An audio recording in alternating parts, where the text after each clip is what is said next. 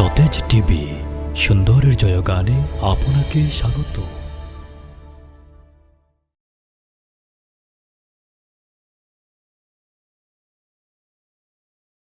মানুষের ছবি, জীব জানোয়ারের ছবি তোলা হারাম, সংরক্ষণ করা হারাম, ঘরে লটকানো হারাম। ঠেকার কথা আলাদা, ঠেকার কথা আলাদা। সরকারের টাকার মধ্যে ছবি ছাপে, মানুষের ছবি, জীব জানোয়ারের ছবি। কারণ সরকারে হালাল হারামের দাঁড় দাঁড়ার কোনো দরকার নাই। সরকার, যে সরকার ইসলামী নয়, সেই সরকারে হালাল হারামের ধার ধারে না। হালাল হারামের দাঁড় দাঁড়ার তার দরকারও নাই, তার শুধু গদিটা কোন রকম ধরে রাখার দরকার। এজন্য আমি অনেক সময় বলে থাকি, আমি কোন সরকারকে গদিতে বসাবার আন্দোলনও করি না, লামাবার আন্দোলনও করি না। তোমরা যার যার গদি নিয়ে বসা থাকো, ইসলাম নিয়ে নাক গলাইও না। আমাদেরকে ইসলাম নিয়ে থাকতে দাও, এখানেও তোমরা নাক গলাবার চেষ্টা করো না।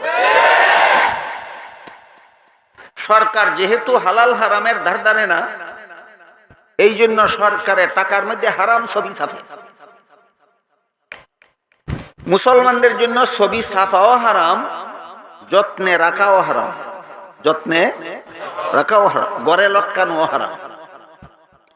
সরকারের টাকার মধ্যে হারাম ছবি ছাপলো, আপনার জন্য তো যত্নে রাখা হারাম হওয়ার কথা।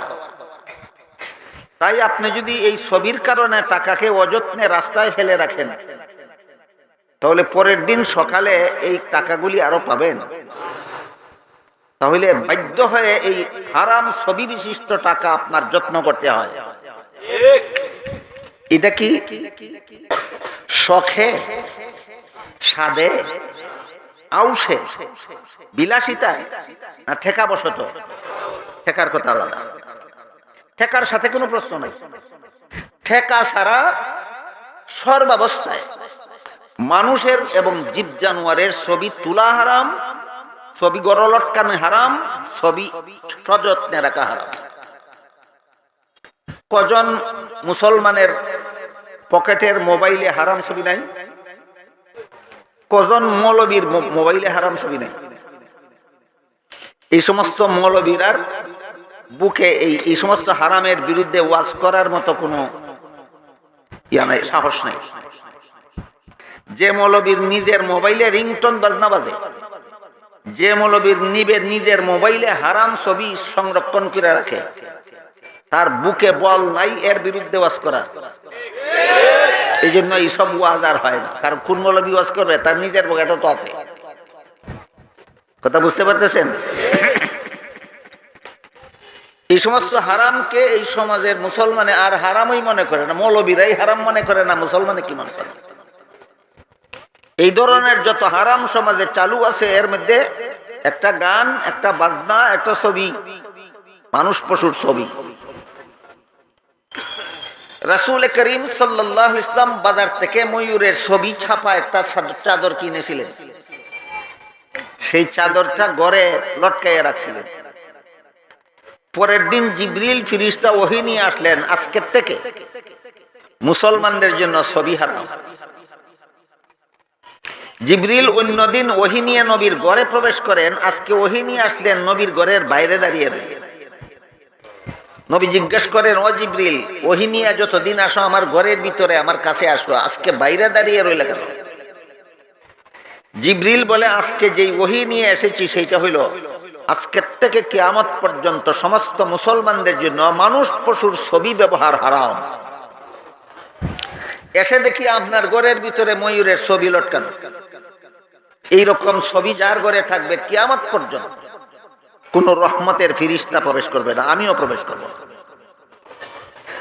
নবী বলেন, ও জিবরিল, ছবি হারাম ওহী নিয়ে এসেছো আজকে, আর ছবি ছাপা চাদর তো আমি কিনেছিলাম গতকাল, যেদিন হারাম ছিল না।